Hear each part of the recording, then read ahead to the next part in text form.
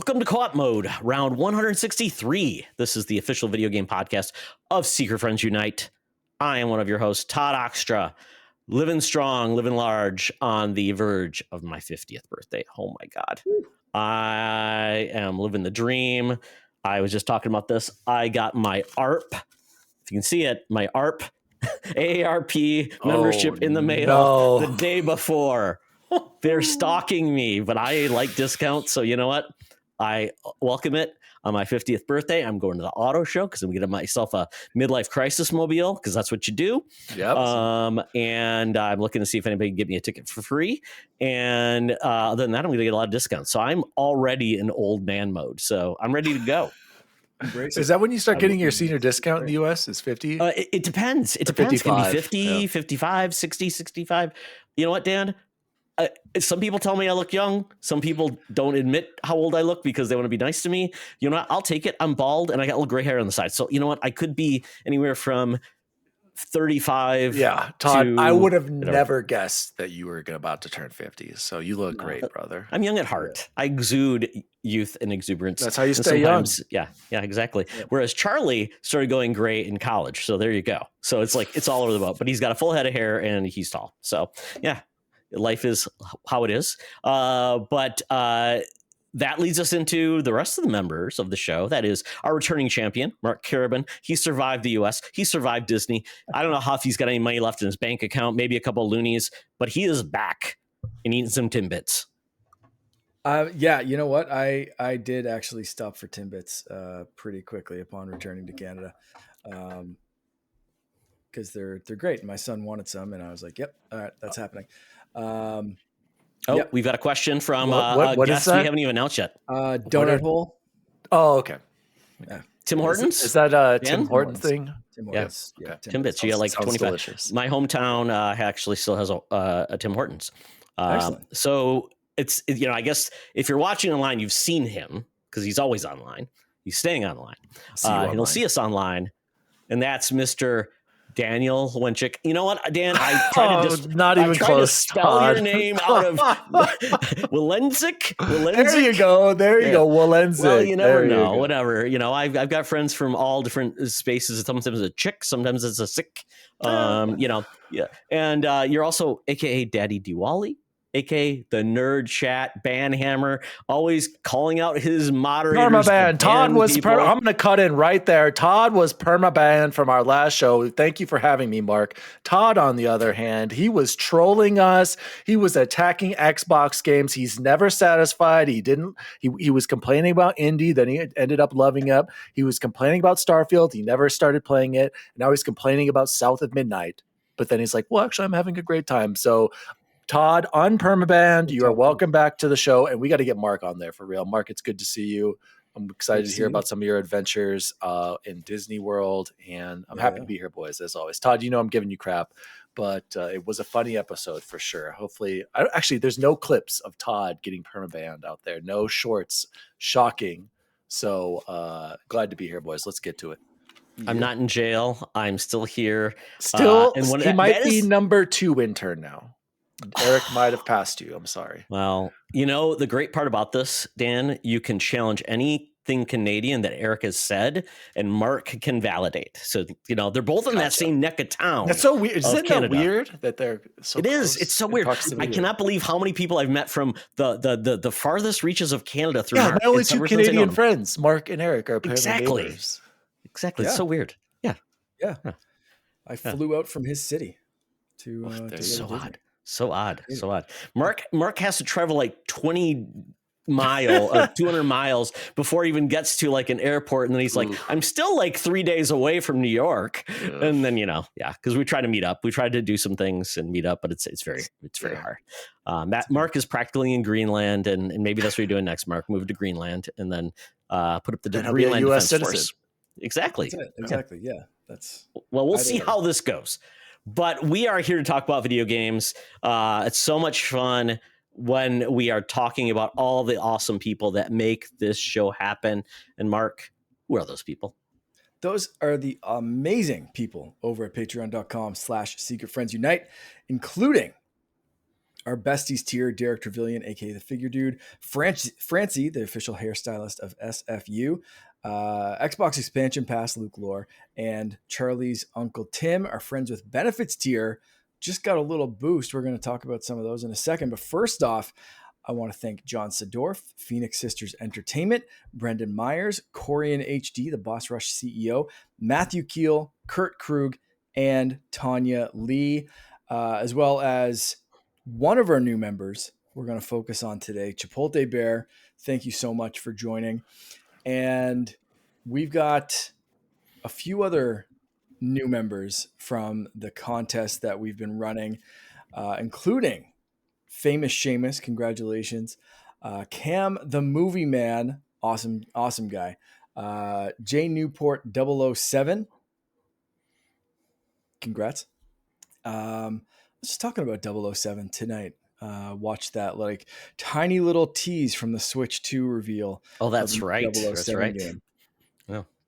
So I'm pumped. And finally, Brian Osterman, aka Prozac Man, aka Darth Prozac. Great Thank name. you to everyone that entered. Fantastic new additions to the show. And all of those new additions are thanks to our Secret Friends Super Squad. That's Sean, Stella, and Henry Nias.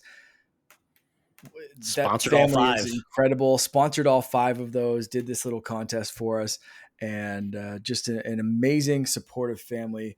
They are absolutely the best.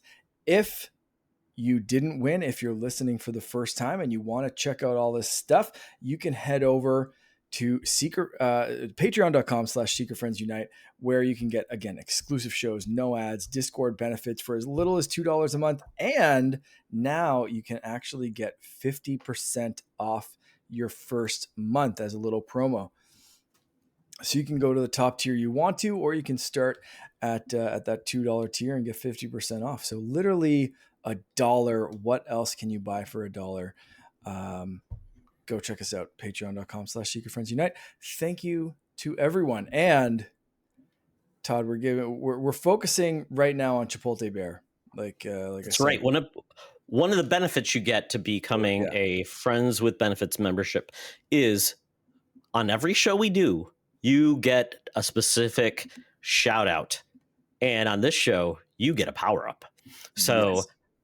And Mark, we've kind of not exactly defined what the power is. Is it just in a video game? Is it in real life? Well, we are letting each host determine that, and every person that gives it. So because Dan is good friends with Chipotle Bear, they've known each other for years, and they do the show together. Dan, you get to give the first power up to Jose. Got it. So I need to give a co-op shout out to @Chipotle Bear. He's the producer over at the NerdChat. Shout out to one of my. We don't have any good drops. I wish I did. Best friends. I've known him since middle school. So wow. And I'm just realized that I'm 40 now, so I've known him a long time. Dear God. So here's the thing. I thought of 2. I have one for real life and one for a video game superpower. Okay. Ooh, I love that. Real life superpower. Jose is a big food guy, loves food, loves spicy chicken sandwiches from Popeyes, loves Mexican. He loves that chicken cockroach. So, number 1 superpower in the real world, Jose will be able to eat whatever he wants, and it will have no effect on his body. No acid reflux. He will maintain his perfect figure no matter what. Eat as much as you want, don't gain weight. Or if you think, I need to be a little bit more muscular, he'll gain some muscle. I want to lose a little bit weight to this figure. He gets to eat whatever. He gets abs and has no abs. Exactly. No more. So that's real power number 1. In-game superpower. I would love Chipotle Bear to have like an overdrive where he just sits, go ham and go crazy. Like in Call of Duty, he can be a little timid. You know, he likes to sneak around. He'll get his kills every now and then. But then I want him to have this ability to just go off on people and rage out and go on like killing sprees in Warzone, Halo, etc. Because I feel like he's a little too nice sometimes, and he just needs to go ham. So that's what my Turbo superpower boost would be. Yeah, in some sort of like boost, something like that, or in video games. So shout out Jose, I love you. God mode, maybe like a Doom God mode or something like that. It's more of a like clutch mode. Like he gets play of the game. Adrenaline mode. You're like, exactly. Yeah. Like in Doom, yeah. Everything slows down. You can see all the plays. Yes, you can see all the kills. You're almost in bullet time, but everyone else is just like, what's happening right now? In the zone. Like roadie run ×2. Yeah. There we go. So shout out Jose. Yeah. Does he have to scream anything before that happens? Is it like Leroy Jenkins? That's perfect. That's perfect. Yes. Like that kind of. No, I like the Leroy Jenkins. The Leroy Jenkins power. That's what the Leroy Jenkins power. That's true. Yeah. Goes in, everybody dies. Yeah. Yeah. Fantastic. You know what? I'm gonna do the same. I'm gonna follow Dan's lead with a real life and a video game power up. But I'm going to put a little twist on it. They're both the same power up. And that power up is Fireball. In any situation at any given time, Chipotle Bear can summon the power of the spiciness in his name and turn that into a fireball. So whether it's real life, throw a fireball. If it's a video game, always have the fire power up. No fire power up in the game? There is now. Doesn't matter. If it's Call of Duty, fireball. Super Mario, fireball. Doesn't matter. Every single time, every single situation, Chipotle Bear. The answer is fireball. That's right. That is right. It's like Homer when he got a shotgun. He just used the shotgun for everything. Turning the TV channel. When your only tool is a hammer, every problem looks like a nail. Chipotle Bear, fireball. Love it. Love it. Okay. I am inspired by both of you guys. So I'm going to get I'm going to give him a real life power up. It is, I think I'm leaning into Mark's, where Jose likes to cook. And I think he's going to have the ability to have the perfect temperature whenever he cooks. Doesn't have to worry about it. It's set, boom, forget. It's done. No preheat, nothing. It's set. If he's doing a charcoal grill, boom, it's done. If he's, setting the grass grill, it's set. Pretty sweet. So it's perfect like the dehydrator and Back to the Future too, that set it and forget it right away. Just boom. It's all ready to go. He can't screw it up. Nothing will happen. He can walk away and it's still okay. Right? When you're a dad, you will get distracted when you're cooking. Something's going to go wrong. And last thing you want is like the fireplace, fire alarm, nobody's happy and you ruin dinner and then you got to get takeout. So that's his real life power. Right temperature all the time. All the time, the food never gets ruined. In video game, though, he has the ability to always be better than Dan. He's going to have one more kill. He's going to have one more dollar earned. If it's a high score, he is going to always be the last at the finish line in a race. You know what, Todd? I'm not even mad about that because recently, no cap, Jose's been killing it in Call of Duty. Like he turns into Chris Kyle, the sniper from American Sniper. Love it. Like out of control. Like every game, I'm not exaggerating. He's one kill better than me, and I'm usually the one who tears it up. It's already happened. This might have already been given to him in real life. So I'm just Jose, unless he puts out a thing in real life that we never see, he just seems like the last person to ever brag or drag anyone. He's so supportive. Yeah. Does he? I don't know. He was bragging. He was bragging. Okay. He had a 10 kill game or something like that. Yeah. He was like, I was dominating out there. He bragged a little. It's like he finally let it out. Mark was so supportive of me when I played Mario Kart with him one night with the wife, and he was like actually like being kind when I'm horrible. Like he didn't make me feel horrible. So yeah, we like those people, the enablers, the Sherpas. Props. You gotta very good. Yeah, this is awesome. So Jose, enjoy that superpower. Enjoy your benefits. I told him, hey man, redeem that sub tonight. So I told him. He said he was going to do it, but he got distracted like a dad would. So get on there, get in our Discord, tell us what topics you want us to talk about. Enjoy all your benefits. So there we go. So folks, this is the part of the podcast where it really begins. So buy, rent, and return. We're going back to Blockbuster, Hollywood Video, I don't know, whatever the family video in Colorado was, Dan. We had Blockbuster. Okay, there you go. I did not in my little town. We had like just the Video Hut was the place that I had that a friend family owned. There was always like 2 copies. Or go to the grocery store and get the tag. Yeah, we had a grocery store one too. And fun fact though, the Blockbuster that we had in my hometown here in Lakewood, it was one of those ones that like lasted as long as way too long. I wouldn't say way too long. It fought to stick around, but then now it's like a urgent care or something, you know. Oh, of course. Yeah. It's so lame. Ours is now like an MMA training site, which is so weird. It's like no brand. I'm like, hey, it's still around. Wow. Hey, still good. Mine's good. a pet store. But It's okay. Okay. Yeah. Very good. I wonder if they kept all the like there's a secret room that has all the adult pet store stuff. Gotta go behind the curtain. What is adult pet store stuff? They didn't have that at Blockbuster, Todd. Yeah, no. Well, it's not adult pets, but it's like the illegal pets, Mark. So it's like okay. here's an anaconda that we're selling. You know, it's like the secret room that you don't tell them. They like, yeah, I got this. My buddy imported it. It's the Tiger King section, as we'd say. Yeah. So there we go. Yeah. Well, Byron returned this week. Since Mark and I were chatting about what should we talk about, well, a pack-in game became a very, very controversial thing with Nintendo. So this week we said, well, let's talk about pack-in games and, you know, what were the best pack-in games? And when I was doing research, I tried to find other great examples of great pack-in games, but Nintendo had them all. I mean, I love Astrobot in the PS5, but it's not a full game. It's a nice demo showing what you do, but it's not a full game. But the ones I picked were God almighty. They were system sellers. They're the games you always went back to. They're amazing. So the ones I picked were the Game Boy with Tetris. And I don't know if it always came with Tetris, but I assumed it did. So I found a picture of the package. The Control Deck. Now, this is a weird one because not every Nintendo came with Super Mario Brothers. Some came with like Duck Hunt and Gyromite, which is the one I had with the gun, and Rob the robot. But they still came with something. So I picked the one with Mario. And then Wii with Wii Sports. Talk about the killer app for a system. So that's the 3 I picked. So gentlemen, you know, at that point, I mean, these are all affordable systems, all under, you know, a price that made sense.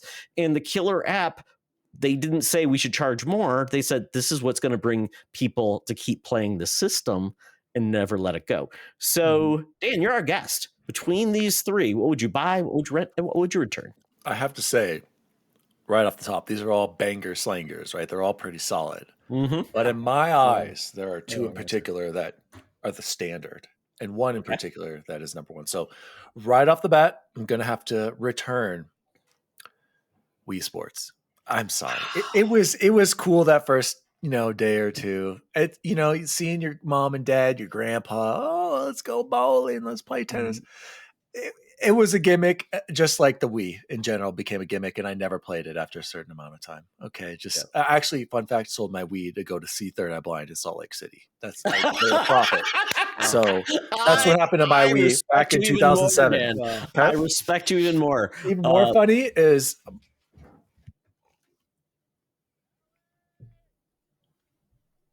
we got a Grayson sighting. Grayson's here. We got a Grayson sighting. Grayson, if you're going to come here, say hi. Say hi, Todd. That's Todd. Hello, Hi, Todd. Grayson. Hi, How are Todd. you? And that's Mark. Say hi, Mark. I'm Mark. Mark, do you know where Mark was? He was just in Disney World, and he just built a droid. Mark, do you have any Dad Star take Wars gear by you right now that you could show Grayson? And not only does Mark, I have. What is Brandon, that? you see this? Look at this. Oh, He made that lightsaber. Does it work? This is Gunji's lightsaber. Actually, this is a replica of my favorite lightsaber ever, Gunji It's a the replica. Wookiee Jedi. This Of is the his wooden Wookiee lightsaber. Jedi. Do you know what? Have you seen him in any of your shows? Nope. Gunji the Wookiee Jedi. What show is that from? He is in Young Jedi Adventures, Clone right? Wars. Clone Wars. He's in Clone Wars, and he's in one or two episodes of the Bad Batch. And Bad Batch. A Wookiee Jedi. He's a Wookiee you don't Jedi. Remember a Wookiee Jedi? I might. Okay. Can't remember. Yeah, he's probably seen him. Thank He's you, a Mark, young for showing Wookiee. him that. Yeah, no Thank you, worries. sir. No worries. Always happy to talk to a Star Wars fan. Buddy. Tackle. Later. now we have to guilt Dan to take the kids. Once So they've seen anyway, it, back let us know. back to Wii Sports. So yeah, Wii Sports sold it. My parents waited at launch in like blizzard weather to get it for me, and they got one at launch. And then I ended up selling it like a month later. Back to rent. this is where I struggled, but in the end, I have to go with my heart. As much as I love Super Mario Brothers, the first one on Nintendo, an instant classic, I would rent that simply because when I think of that game, it's a great game. Don't get me wrong, but there are other better Mario games: Super Mario 3, Super Mario World, Okay. the GOAT. Oh, yeah. And what I really remember from Super Mario Bros. On the NES is just the first pipe level, underground level, getting up and just skipping everything. Like, I don't even know if I've ever played every single level in that game. Probably not. It's and I don't even know if I've worthwhile ever to play beat it. through. I know. I should do it on my Switch. I really should. That should be a goal for me. I have beaten Mario 2. I don't know if I've beaten 3 all the way. So that's why I would return that. But the one I would buy. Come on, Dan. You didn't see the wizard and say, I got to do that. I got to be better than Fred No, Savage. I've never seen the wizard. People have told me What? about that too. I know. I haven't seen. I know. Oh my God. And so finally, that leaves Tetris. That's my buy. Just one of the greatest games ever made. I can still pick up Tetris and absolutely love playing it. So Tetris on the Game Boy, like I said, Tetris? yes, exactly. One of the best games ever. Yay. That's the one I would buy. Fantastic. Have you guys? I'm All going to right. pause for 2 seconds before we share our picks, Todd. Have you guys seen the Tetris movie on Apple TV Plus? I've not. I heard it was did. good. I've heard it was good. It's amazing. I just watched it again, literally like 2 weeks ago, right before I left for Florida, and it is so good. And they talk about, like, that's the crux of the movie, is like trying to get it and him. That's the one with convincing- what's his face, right? Hank Rogers is the main person, Egerton. but it's Egerton. Egerton. Yeah. I need to watch. I got to get Allie to watch that with It's me. so Okay. good. It is It's so so good. good. It's so, and my wife watched it. She is a Tetris fan, not like a big, like, doesn't play video games 24/7. Wasn't really like, oh, I need to watch something about like the creation of Tetris kind of thing. But like, it is engaging. It's almost like a spy thriller at points. Oh, it's perfect. It is a wildly entertaining movie and based on true events. And the crux of it is him trying to, convincing Nintendo they're ready to launch the Game Boy. He's one of the first people to see it, and they're ready to launch the Game Boy with a Mario game. And he's like, no, launch it with this because it's one of the best games ever made. And I mean, you just I gotta watch it. The road to rights and leading to Russia and all the crazy things were amazing. What's that one? What's the song, Mark? That's in Russian. That's great during the race chase. That's right. It's in Russian, and then they use like the video game graphics for the cars. It's so well done. I don't want to it's not realistic, but it's. I'll watch it. I know you guys. Don't worry. I'm gonna watch it. It's good. And by the way, hold on. Don't mind me. I'm just gonna go beat my son. You guys keep talking. Yeah, Mark, and believe me, right. we've already called Child Protective Services on Dan. It's never stuck. Yeah, it's fine. Yeah, he's got his wife has allowed him to destroy his son, so that's okay. As long as he knows Mark, to beat him with a sock full of oranges, so it doesn't leave too much bruising. That's the key to it. That's the key you're good to go. to child welfare. Do we want to go through like some of the socials while we're waiting for Dan to finish with his child? Let's do that. You want to take the first one? We've got Chipotle. Yeah, there. the nerd chat. Well, maybe we'll save that until Dan comes back. We'll go to the General Mills Video Game Club, and I guess we've got a new co-host. This is for Nick Culver. He says, "Buy Tetris, rent Mario, return Wii Sports." He says, Tetris provides massive value replayability, which makes it an easy S-tier game and obvious buy. Super Mario is fine and certainly classic, but unless you're going to speedrun or anything like that, you're going to play through a couple of times, then you're done. Seems like a something. I cut it off. Sorry. Okay, great. I maybe move it over a little bit more. And then lastly, Wii Sports is fun in doses, but not a ton of depth, and really is just a tech demo for the Wiimotes. I could see an argument for rent, but I think Mario is better, which forces the return choice. Yep. All based answers. Got it. Mark, do you want to hit Schloss? Yeah, absolutely. From our Discord, Slosh Ritter, buy NES Super Mario Brothers was the most expansive game that I had played to that point. After we previously owned an Atari 2600, being the only game that I owned for a bit gave me enough time to get good enough to beat it, unlike most subsequent action games that I've played. Dan, you just said like it 2 is tough, 3 is hard to beat. I think most of us kind of put enough time into Super Mario World that we were able to get close to, if not the end, but like they get tough. But Super Mario the original Super Mario Brothers, like, you kind of, depending on when you got that and how many other games you had, like, it was just get good. Like that was the answer. A lot of Nintendo games, right? Yeah. Absolutely. Rent, Game Boy Tetris is iconic indeed, and I was instantly hooked. The music is still stuck in my head after many years. However, that's a good point. Oh yeah, it's arguably not even the best version of Tetris out at the time, and the gameplay can quickly get repetitive compared to other genres. Ask Hillary Clinton which the best version is. Hillary Clinton was known to use a Game Boy play Tetris on Air Force One. Wow, which is just crazy. Yeah, Game Boy went far and deep. And there were a couple of shots of Chris Evans and Scarlett Johansson playing their like original Game Boys on like the set of one of the Avengers movies. I think that it was rumored they were playing Tetris or something like it was like that game's got legs, and it's apparently back in the 80s in Japanese subways, it was all people playing Tetris. Yeah. So yeah. And return Wii Sports seems like the popular answer. I never got around to buying a Wii, so I have no experience with this. I think I've seen it has a variety of activities that appeal to many types of players, though. It had legs as a tech demo, but it's Blue Ocean. It definitely had a moment there at the launch. It did. Absolutely. That's a great way to describe it, Dan. Yeah. It had its moment. Blue Ocean. Yep. Yeah.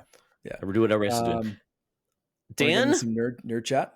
Do you want to do the nerd chat as the guest? Sorry, I got to pull up the notes here. Which one is it? Other socials. Okay, I see it. So Chipotle Bear, he said, based Jose, exactly. Buy Tetris on the Game Boy, rent the NES with Super Mario, and of course, return the Wii with Wii Sports. X Bacon Gaming said, buy the NES. The rest of them don't matter for a caca. Okay, thanks. That is a wild thing to say about Tetris. You're right. I kind of just glazed over that. Bacon 5-minute timeout for disrespecting Tetris. And Eric, NerdChat #1 intern now. Oh my God, Eric! Oh my gosh, dude! I'm within driving distance to hit him with a sock. Dude, this is it. This is absolutely it. This is Eric. Eric Permaband. Buy the Wii with Wii Sports. Rent the NES with Super Mario, and return the Game Boy Virtual. Wow! Hold up. He kicked your childhood in the Jimmy. Wait a second. Hold on. Oh. He underneath that, I don't know, and I don't know if you cut something off there, but it does say virtual. No, that console. was it. I think maybe that's what he's saying. It's like because we had virtual console, but we're talking about the packing game. Or no, he's talking about the weird box. The way I'm reading that is buy the Wii, as in right now you would buy a Wii because you can't play for the virtual Wii Sports. I'm interpreting this as like you can play Super Mario Brothers and you can play Tetris, the Game Boy version, on not the virtual console. What's it called? Nintendo. This isn't about this. That's not the intent of the question here. No, I'm sorry. I know that's yes, intent, but I think that Eric goes into it. And I'm just looking at the post right now. And what does Eric then respond with? A weird meme of Ravi drums going insane. So for that, okay, yeah, I agree. It's these Gen Zers. Am I right, Todd? I don't know what Eric's problem is. Yeah, what are these kids doing? Oh my goodness, disrespecting the game. Oh my goodness. Well, that was, these are fun, and I got to give mine. And I'm going to be a little bit of the cold and hot. And hopefully, won't offend anybody with their childhood memories. Nintendo's a hard spot, but I am going to buy the NES. I love the NES. I bought the NES from my neighbor who got it from a basically a flea market. He had the whole Zapper edition with Rob the Robot, played Gumshoe, played all those games, TNC Surf Designs, all those. And I loved playing Super Mario Brothers because I actually played that game at the arcade. I'm like, how can I be playing an arcade game in my home? My first console was Atari 5200, which was a pile of crap. So for me, it was like, this is reality. I saved up for it. I told my parents this is what I needed, and it happened. So that is my buy. My rent, though, is the Wii. because I had so much fun with the Wii. With my son playing Wii bowling, parents, we had a lot of fun. I really had a good time. But I can't say much else about the Wii. I didn't really love the console. The problem with the Game Boy, though, I wasn't playing Game Boy. I was going after girls because I was a little bit older than you guys. So for me, I didn't have that touch point. My neighbor had it, who I babysat. It doesn't matter, Todd. It's Tetris. I know, but my neighbor, I don't know if he lost his Tetris Game Boy. I never owned a Game Boy. So what he had, though, was like, was it Super Mario Land? I tried a little bit of that. I'm like, oh, this is okay. And so, yeah, I don't have the memory of playing Tetris on the Game Boy because I never owned it. So I can't, I feel like it's an incomplete. It's just like I didn't own it.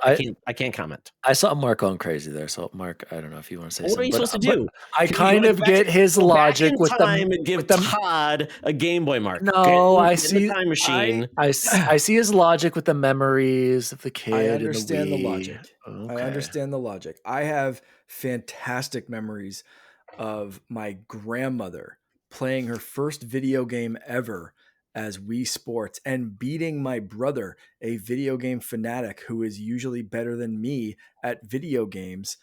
And she beat him at Wii Sports Baseball. One of my favorite gaming memories of all time. I'm returning that without hesitation. F grandma. Zero hesitation. That game is being returned as a pack-in. I respect the game. Like Dan said at the start, these are all fantastic games. Selling points of the system, showcases of what those systems can do. But at the end of the day, the Wii Sports, everything was a gimmick. I just played through Super Mario Brothers on the flight home. Literally like 4 days ago. I passed an hour of the flight playing through start to finish Super Mario Brothers and then played halfway through the Super Mario Brothers Plus because I was playing the All-Star version on my Game Boy. But it was still like that original Super Mario Brothers NES, just with prettier graphics. Yeah. So that's going to be my buy is Super Mario Brothers. There is a reason for that. And the reason is similar to Todd, but I make sense. And I never owned a Game Boy either. My cousins owned the original Game Boy. Really? I owned a Game Boy Color. That was my first Game Boy system ever. I bought it with Pokemon Blue. It was this Game Boy, the one that's tattooed on my arm. That greenish blue Game Boy Color. And I bought it with Pokemon. That's what this tattoo kind of reminds me of. And that was right after my family's first trip to Disney World. So very like topical and on point. But it didn't come packed in with Tetris. I do remember playing Tetris on my cousin's giant brick Game Boy way back in the day. And being slightly too young to really appreciate it, but also like the first time I played a puzzle game and it gets stuck in your head, even when you're closing your eyes, you're still seeing the blocks falling. And returning to it later through emulation or virtual console or Nintendo Switch Online, you can see the cultural impact and the staying power that Tetris has had through other iterations. So the reason it gets my return is because I did kind of miss that cultural moment of it being packed in with a Game Boy, the Game Boy blowing up, all that kind of stuff.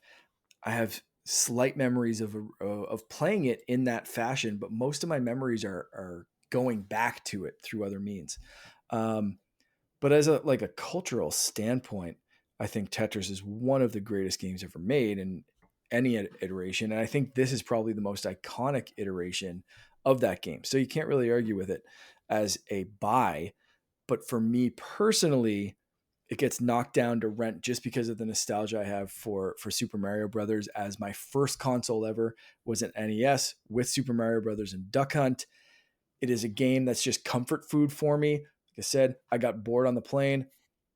My son stole my iPad. I was like halfway through watching Indiana Jones. And I was like, what the hell am I going to do now? Okay, let's play Super Mario Brothers. That's my comfort food. So those are my picks, but like I can understand the swapping of Tetris and Mario Brothers for sure. And Todd, I like that you went the nostalgia route. I respect that, even if you're wrong. Hey, Secret Friends Unite, let me tell you about Zencaster.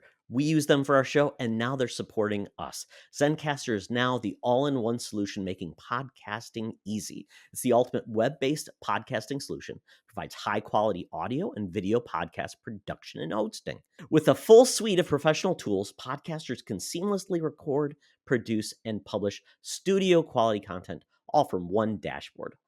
Being a creator has never been easier. And we chose Zencaster because of the ease of use, high quality output, and it makes it super easy for our guests to come on. We had multiple solutions we tried before, and Zencaster has just been the best fit for us. Why Zencaster? It's now super easy to record a podcast with Zencaster.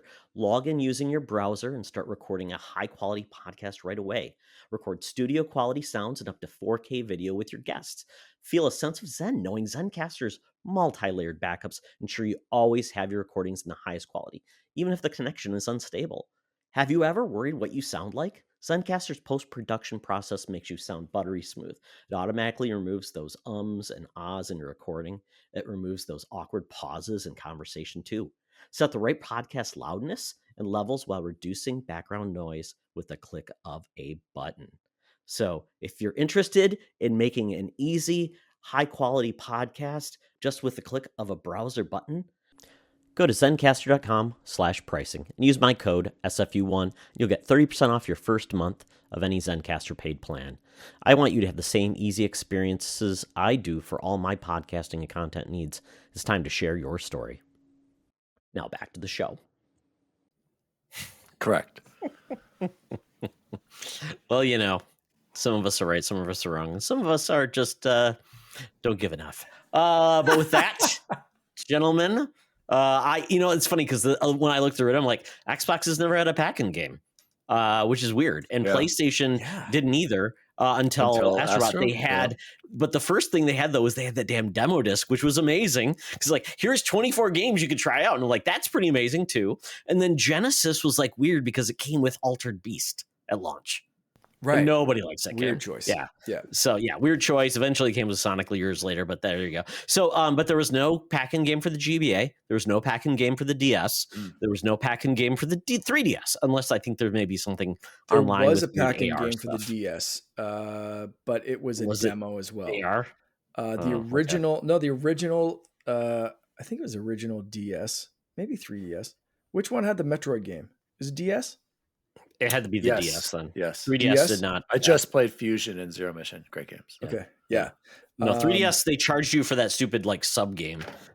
Yeah, no. So which was the a DS demo had game. the Metroid Prime game, right? Metroid Prime Hunters. Yeah, the demo. The demo did come with. My brother was the first person I know that picked up the 3DS, and his came with, or the DS, and his came with that. And I picked mine up a few months later, and it didn't come with that pack-in anymore. So that was like a buy it at launch kind of like special demo edition. Kind of like becoming a 3DS ambassador, right? So it was one of those. It was really early on.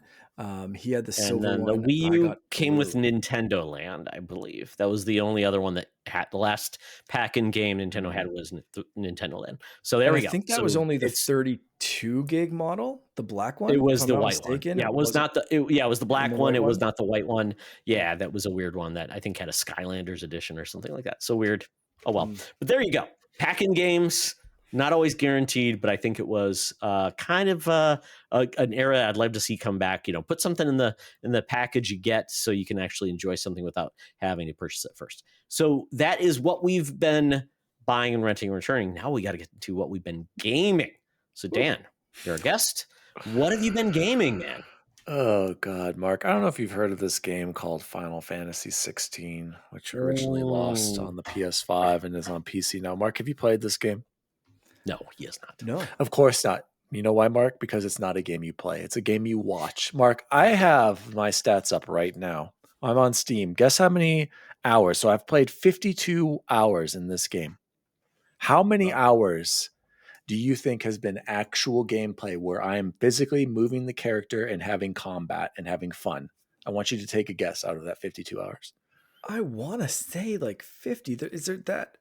No, you are. It's going to be something insane, isn't it? It's going to be like 25, like half. I would say, I'm not even exaggerating, that maybe total of gameplay where you are fighting and having fun has been 5 hours of that 52 hours. Fudge. The rest of that time, yes, Todd, I'm not exaggerating. Todd, I'm not exaggerating. The rest of the time, Mark, you are going to a character, you are listening to dialogue for 5 minutes. Then they're like, hey, we want you to go get this item.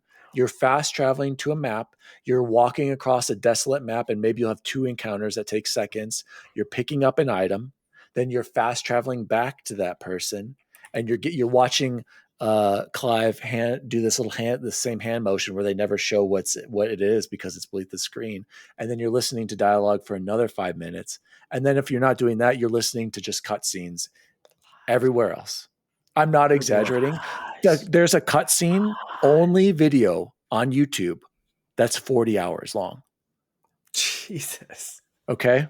So I'm not exaggerating when I say you watch this game. Todd and I have been going back and forth. He loves it because of the story. I'm sorry, unless you absolutely love this story and get absolutely engrossed by it, I cannot recommend this game. I want it to be over. You are not playing a game. You are watching. There have been multiple nights, Mark, where I've been falling asleep because I'm just sitting on my couch listening to cutscenes over. Mark, it's kind of Permaban Dan. I've been skipping. Finally, I want to ask a question. Here, you know what? Wait, Mark, and you know what's funny? And I'm going to prove myself right, Mark, here, because I have a 30-minute clip of me doing a main quest, and I'm going to publish this to YouTube, and I promise I will send it to you once I publish it, and you will see what I am talking about. I took a 30-minute video, you guys. This is a typical mission in Final Fantasy 16. Mark, go ahead. Why are you sticking with this? Because I'm one of the psychos who, when he starts the game, I have to finish it. Even if it's pain. Because in Final Fantasy 16 defense, there are moments. The combat is excellent. It's really, really good. I wish it would let me do it more often. The acting by Clive is phenomenal. He's a great character, great voice actor. Highlight. And the cutscenes from Game of Thrones are well made. His name is, Okay. It's Ben Starr. So, the actor is Ben Starr. So Clive. Those things, like last night I was playing and I was actually having fun, but it's because I got to like a dungeon. It's like you go to these cities and you have to clear them out of these crystals. Those are literally the only fun parts because it's like, hey, you're here, you got to kill these baddies and you're going to fight this epic boss at the end. And that's when it's fun. Okay. In between all of that, the worst. And I think, Todd, you can agree that there are some critiques about that being the same. Oh, absolutely. Todd is obsessed with it, and it's fine. I'm not but obsessed. My son, absolutely. Dan, my son is an Elden Lord. He loves Sekiro. He loves gameplay. He absorbed FF16. He played on the highest difficulty. He loved it. He goes, Dad, I love the gameplay. I love the counters. I'm like, when it lets you play. And he doesn't watch movies. He's a YouTube kid. He must have been skipping all the cutscenes, or he just really loved it. Time to beat, 38 hours, main plus sides, 58 and a half, completion is 81. Exactly. So I've been doing every side quest, and I'm probably right on pace to do falling everything. Asleep because he's old. And I'm skipping cutscenes now, Todd. I'm barely watching the main quest. Mark, go look up cutscenes only. 40 hours on Dan YouTube. blames Sony. I say blame Square because has Square ever made a game that didn't have a lot of cutscenes? No, see, that's where I disagree. Yes, Todd.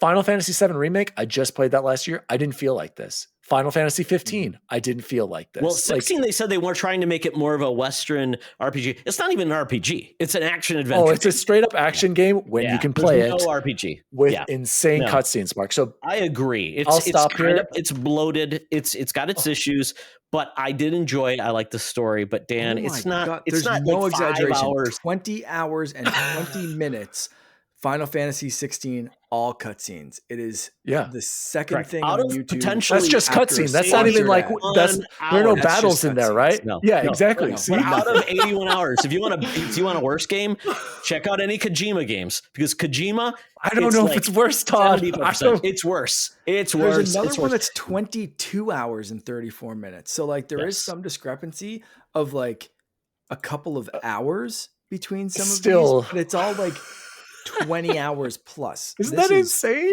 crazy. That's just straight cutscenes. I've got some of those and talking saved to like, people. check out later. Okay, don't do it. Anyway, so that's what I've been playing. I'm getting close, Todd. I'm about to get, I think, the last icon that you can get, and then I think I'm ready to take Ultima. I have been doing the side stuff, but I'm just pressing A and skipping everything. Whenever I'm talking to a side quest, I don't care. Are you enjoying whatever. the icon battles though?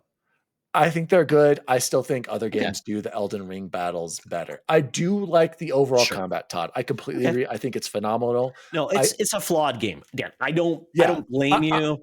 It has some issues. Yes. I think the combat in this, like I've heard, is like Devil May Cry. It makes me want to play Devil May Cry.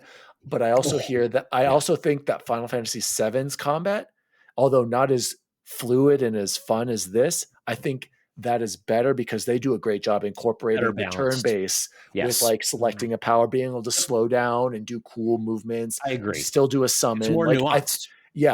Which I appreciate. So overall, if you're interested in Final Fantasy, go play Final Fantasy VII Remake. I think that's a great one.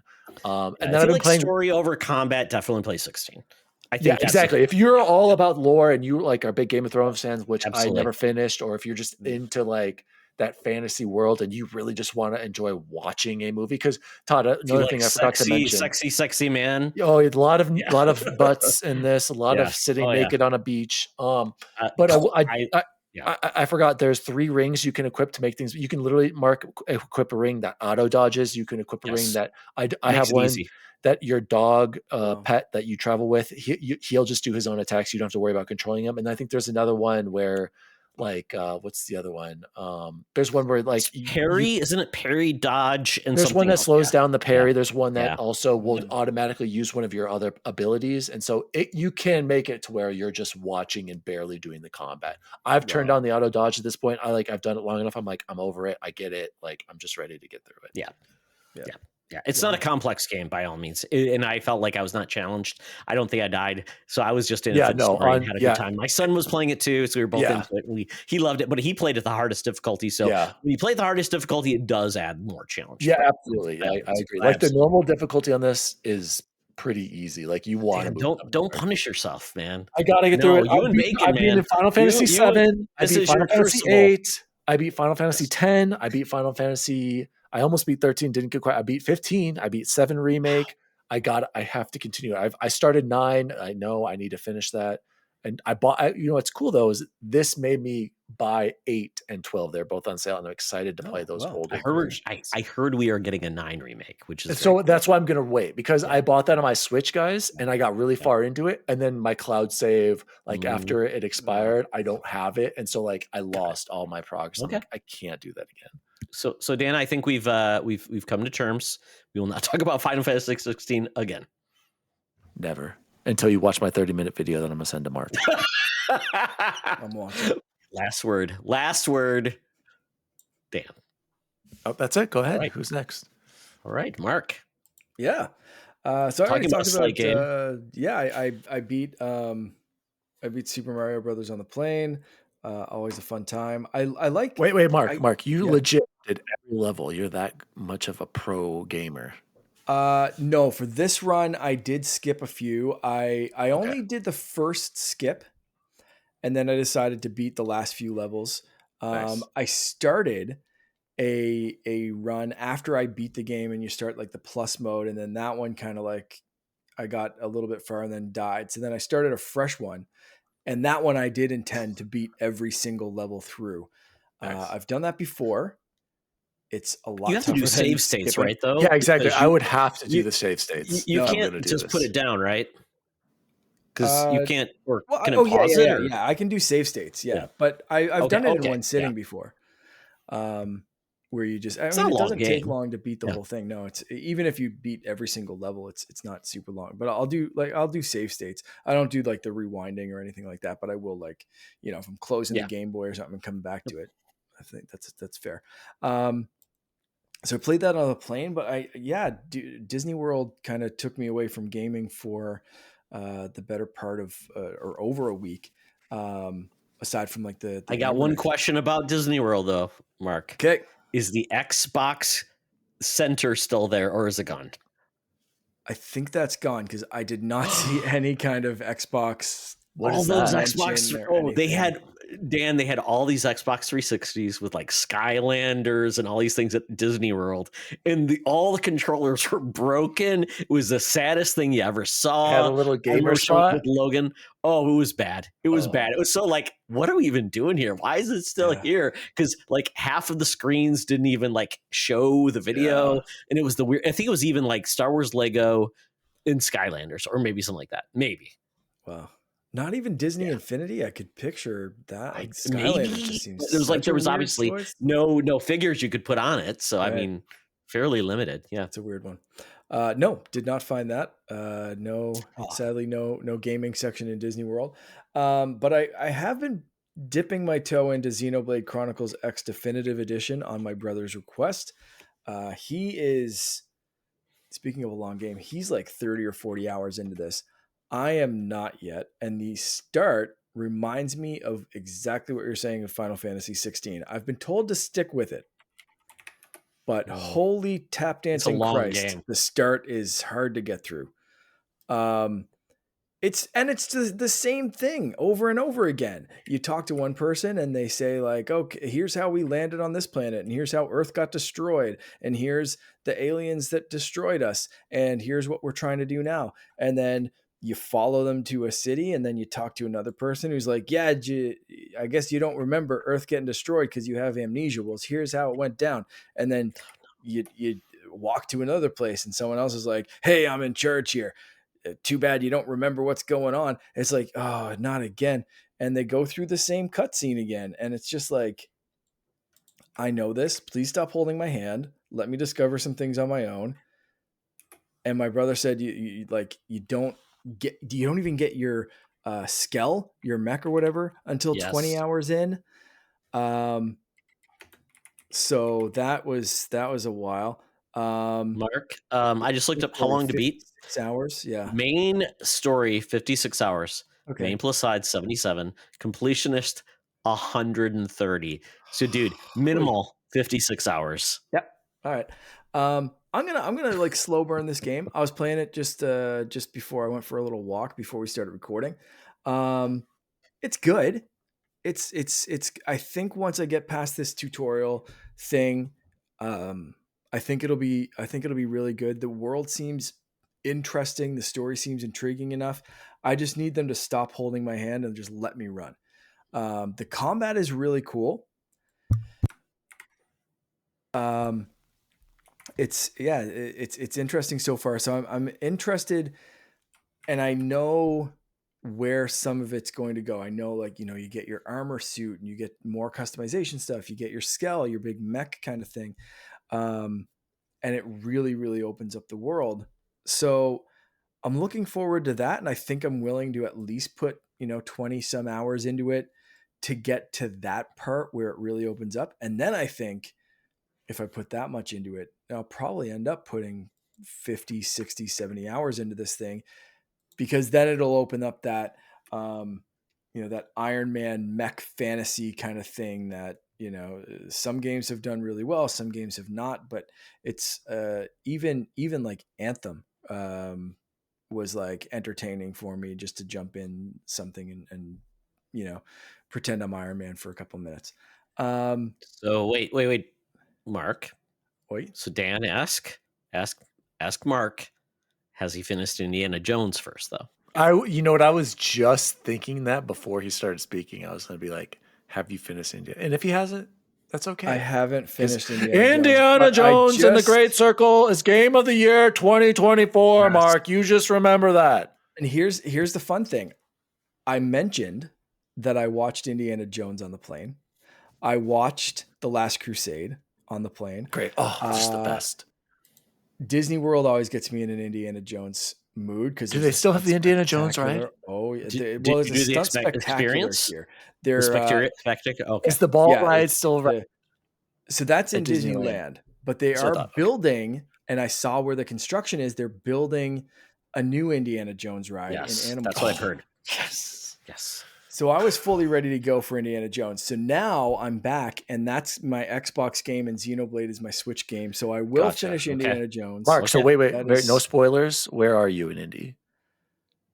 It's been a while, and I can't remember. Did you leave the Vatican? Oh, yeah. Yeah. Are you past the dry space? Oh. No. Okay. Ooh. Are you in a wetland? No, he's not. I think I just. Oh, is that how it goes? I'm trying to remember how it goes. Just left the Vatican and maybe played for another hour. Yeah, what's crazy, Mark, is you got a long ways to go. I'm not going to lie. It's amazing. It gets better and better. It's crazy. Yeah. It's so good. It opens up. Yeah. I'm so jealous. I say leave the Vatican. Some people don't enjoy that, but I'm like, that's where I spent 17 hours in the Vatican. Just leave the Vatican. If you're you're in for such a treat. You can't go back. Which is time in the Vatican. Yes, you can, Todd. Yeah. You can spend a lot of because I did spend a lot. Well, there's one trophy apparently you can't go back and get if you miss it, which just pissed me off. Did you just call it a trophy? Disgusting. Oh, whatever. I played it on Xbox on PC. Whatever that is. It's okay. There's trophies now. There's achievement. There's both now. Since it's on PlayStation. What does Steam get? Stickers? I don't know. A perfect game when you get all the achievements. And that's the thing I keep seeing. I keep seeing PlayStation ads for this game. So like every single thing is coming out. Play this game again. You're gonna love it, Mark. I'm fully in. I'm fully ready to go. You. And it's the best experience on PlayStation 5 Pro. Best experience on a PC, Todd. Okay. I'm sure it is. For $3,000. Yes, there we go. Bacon loves it. Oh, well. Mark, anything else? No, that's about it. What have you been playing? All right. So, it's so great because I have a new best friend. That's Chris, 1H, 1D. He keeps pinging me every day. Are we playing Split Fiction? And I say yes. We are playing that game together. We are having so much fun. We're just chatting, having a good time. The game has so many good mechanics. I love this game. It's perfect. If you own it on one system, you can play it on anything else. So I highly recommend you guys all play it. It's coming to Switch 2, so you can play it there. Mark and I can play. I can play with you, Dan, if you want to join me on EA. If you have code, you can join me. I'll definitely want to play that whenever it comes to EA Access. Yeah, gladly. I got to ask though. Is it really just taking ideas from other games and putting them into one? It's inspired. I mean, that's exactly what it's doing. It's having fun. There's an Assassin's Creed level. You jump. I'm just saying. It sounds to me like we're stealing ideas and just putting it into one. But all right, Joseph Ferris, you win. But you're going to get Game of the Year again. Okay. But think about it. It's got I think I've seen 35 styles of gameplay that work really well. Think about how many games try to do 3 different things and they're not very good. Think about GTA. GTA does not have the best driving, doesn't have the best shooting, but it's pretty good driving, Todd. It's a good package. Well, Dan, I remember playing it on my Sony Vaio when I went to Saudi Arabia, playing GTA 3 and playing that. And I'm did you play 5? It was horrible. No, 3. Oh, okay. No, 5 is Dan, This will tell you how old it is. I remember starting up GTA 5 and I got to the strip club and my son. Well, no, I don't remember maybe it was 360. My son comes down. I'm like, oh, no. You can't have my son see me at the strip club. No. So I'm like, I will play it as an adult. So before GTA 6 comes out, I will play it. Hey, guess what it's on? It's on Game Pass. It's coming to Game Pass. And I own it on probably every version. I own it on a million things. I've never played it. I haven't gotten past where I think it's one of the dudes has to do a mission where he's working in the city. So I don't know. I don't know. It is worth playing the campaign. That's what I'm saying. I will. I mean, I'll play it. 3 characters. I think it is very cool, and the ending. But the best thing about Grand Theft Auto is, and you don't get to experience. Well, you could, but I still have. We were just talking about this in our nerd chat earlier today. My brother. We have amazing memories of playing GTA Online and doing these heists. The heist co-op missions were some of the best ever in any game I've ever played. Up there with Destiny raids, but not as difficult. And so those moments are absolutely phenomenal. And you get some of that in the campaign, but there's nothing like doing it with 4 of your best friends. So I will say, I do think it's worth your time, Todd. I mean, maybe you could play that with your son. I don't know. He seems like he's busy doing other PC game nerd Oh, games. But yeah. He's so busy, but we'll once he's back for the summer, we'll figure out what we're doing for gaming. Now, quick question. This is just a random question I have. Will GTA 5 come to Switch too? This question. I don't think so, Mark. I think you're muted. I don't think so because if it's only the power of a PS4 in the Switch 2, I mean, if it's GTA 5, not 6. Oh, sorry, GTA 5. Oh, GTA 5. Oh, yeah, GTA 5. Sure. Yeah. Oh, sorry, Okay. I thought you meant They 6. haven't announced it. There hasn't been a GTA on a Nintendo platform since Chinatown Wars on the DS. Yeah, dude. Why wouldn't they? Yeah, absolutely. Put that. Oh on no, Switch. the collection came to Switch, right? Though. Yeah, the collection's on GTA, Switch. yeah. Yep. Yeah. Okay, so maybe we get it. So that makes sense. What about the online for GTA 5? Yeah, put that on Switch. Okay. Cool. Okay, cool. We don't even know when GTA 6 is coming, so we don't know. I just was wondering because I think that'd be kind of cool because that opens up another Yeah, I think revenue that would be stream cool. for Rockstar, and they got to put that game everywhere. Okay, cool.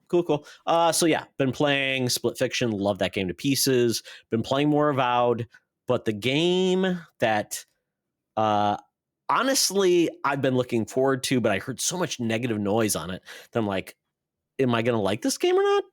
It's South of Midnight. So South of Midnight is right up my alley. This is the type of game I love.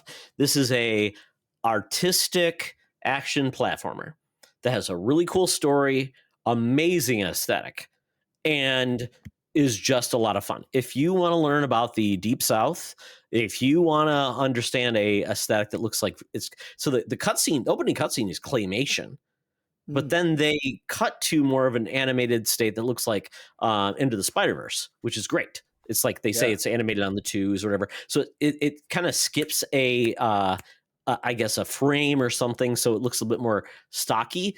And some people, that's annoyed them. I haven't noticed any changes. I have not turned my frame rate to be one way or the other to play it differently. Some people think it's erratic, but I don't think so. But this game is great. I really love the art style. I love the aesthetic. I love the sound. It's amazing. Like the music, the sound, all of the soundtrack behind it. It's really amazing. And it's about a girl. Well, she's not a girl. She's like I think she's 17, 18, about to move out of the house. Her mom's works in a crisis center, and she lives in Louisiana. Let's call it that. I don't know if it is, but basically, a hurricane's going to come, and they have to evacuate. And this is something they have had to do many times. And there is a obvious issue between the mom and the daughter, where the mom is always trying to help other people, but the daughter feels like the mom's never there for her. So it's a cool conflict, and she's going out to check on the neighbors, the daughter, and the mom gets swept away in her trailer, and she's trying to reach her, and basically then leads us almost like it's Alice in Wonderland, where it leads you into where you find out the family and the people of this area, they have like this almost supernatural group called the Weavers, where they will go and they have special abilities to take on the supernatural and those aesthetics. This game really personifies style in a way that balances trauma, good gameplay, okay gameplay, but is definitely benefit from the style, the aesthetic, and I think the platforming is amazing. I think that's where I think the platforming is amazing. It makes me feel like Kena was it Bridge of Spirits.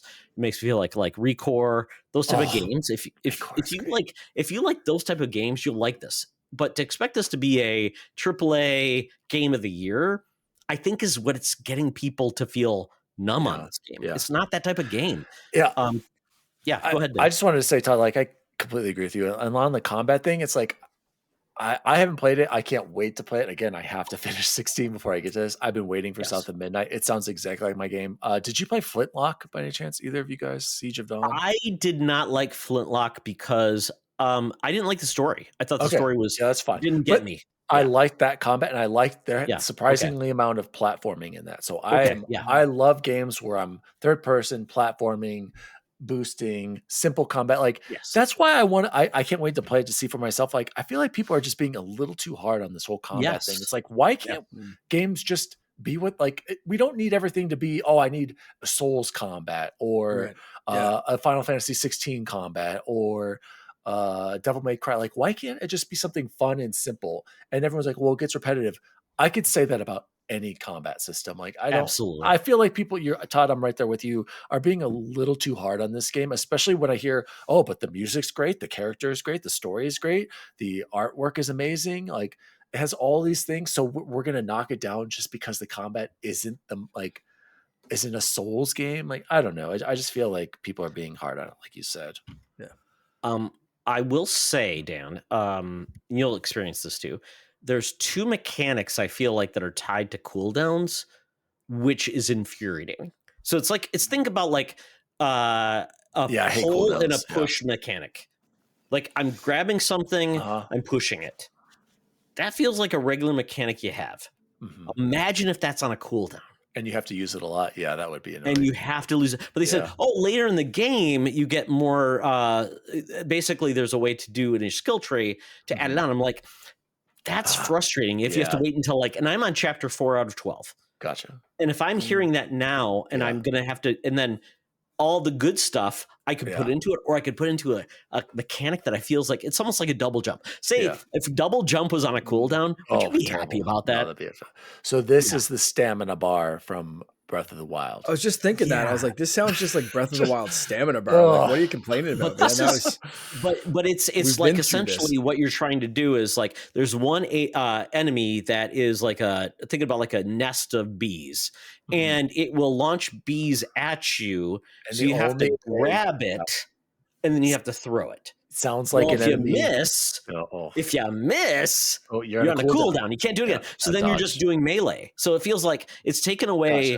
Gotcha. It's even like, hell, if you remember Half-Life with the gravity gun.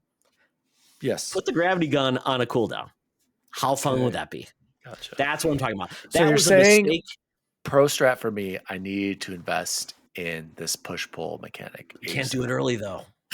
Oh, I was going to ask the same question. Okay, like did you just this feels put it in the wrong stats and you can't? Oh, that sucks. Yeah, this feels like an easy fix and unless it breaks the game, this feels like the developers to say we should just not make this a cooldown. We should just make it a mechanic, like a double jump, a wall. Have there been reasons for the cooldown that you've experienced so far? I think it's just to make the combat more difficult. I think that's the only reason, Mark. Where it's like you got so many enemies and you have to do this, and some you do this, you go away. I like the combat. I think it's great. And yes, maybe it's a little more simplistic than other people want because they're used to like the very hardcore.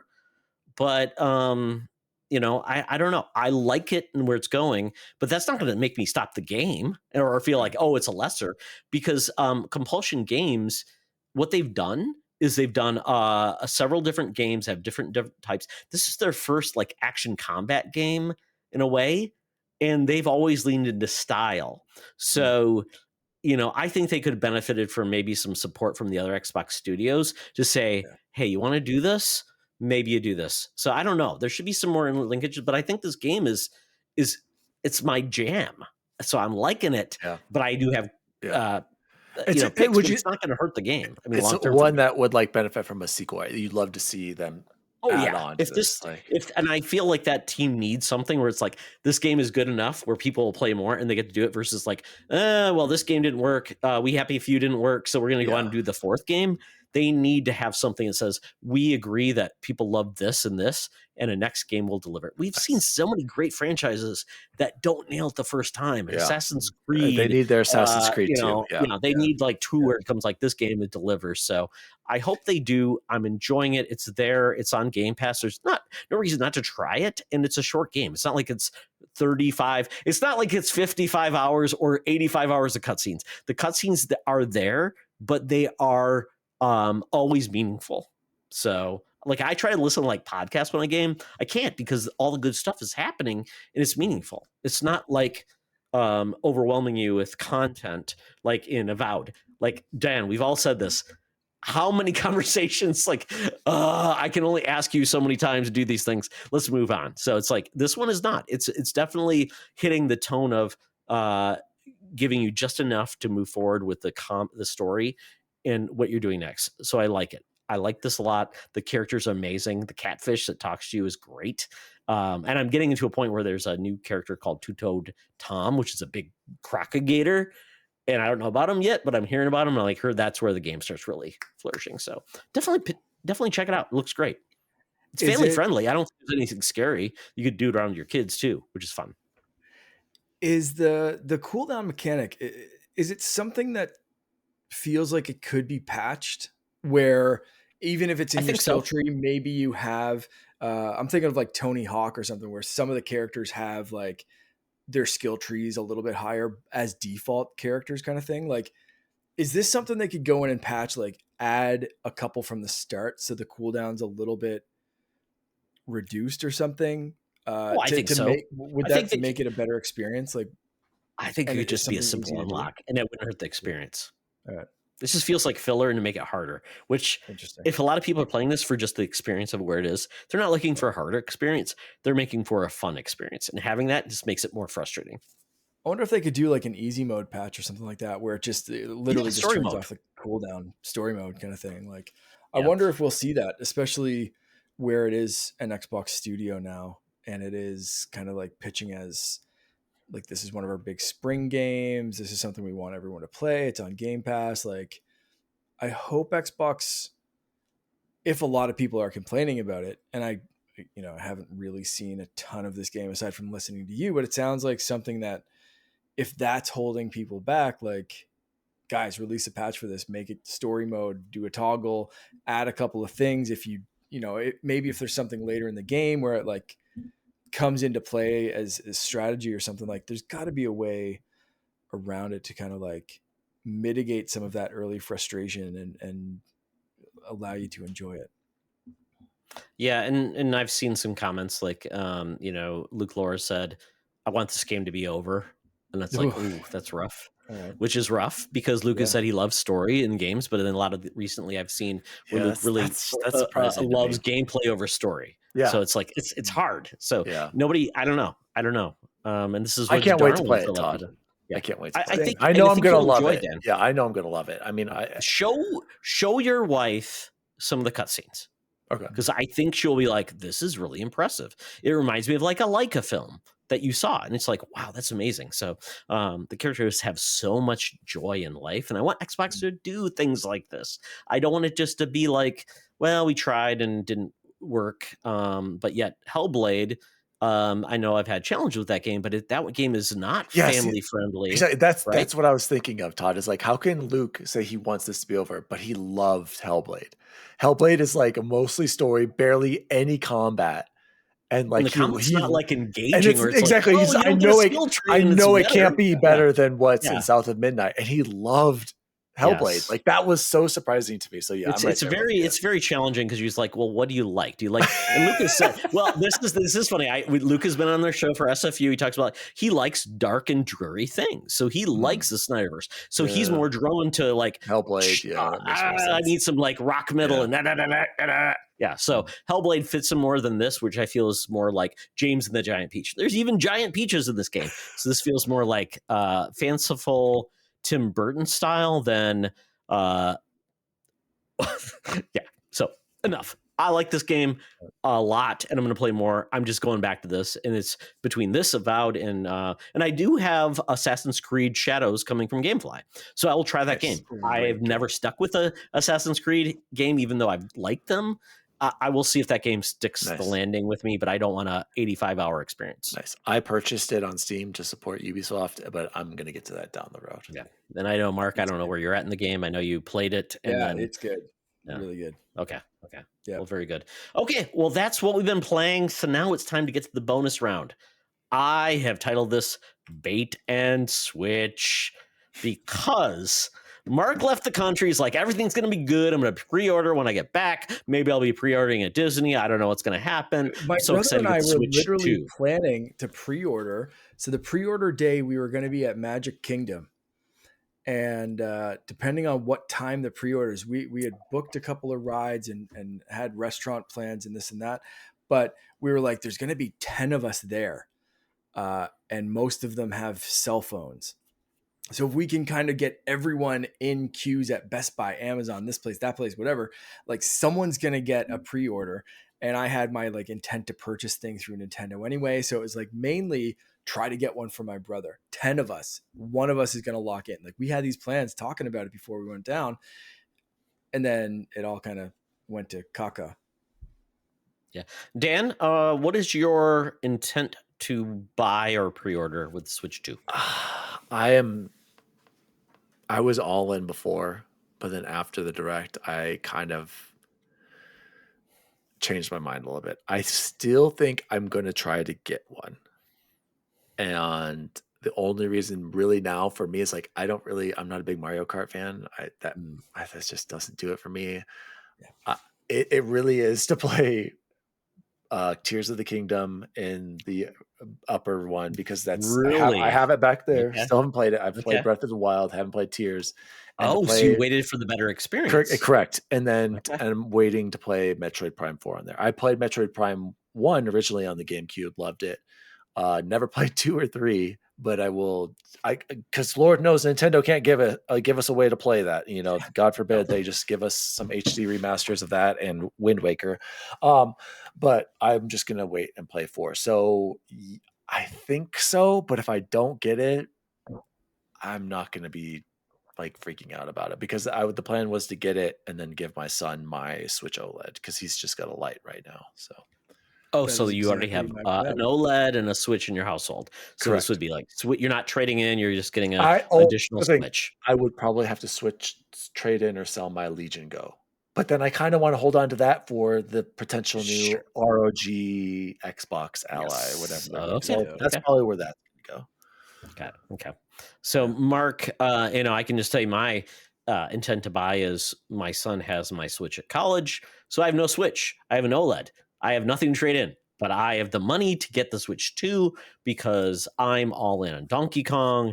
The GameCube online is very exciting to me because maybe I'll get to play Eternal Darkness on the so scary NSO, which the game is like all but forgotten, but that's the only place that we could say we're going to do a ROM port. It's going to be a little more high res, and that's what we'll give you. So accept it. So that's where I'm at. So I will probably buy one just because there's going to be games. Like I'm a Donkey Kong stan.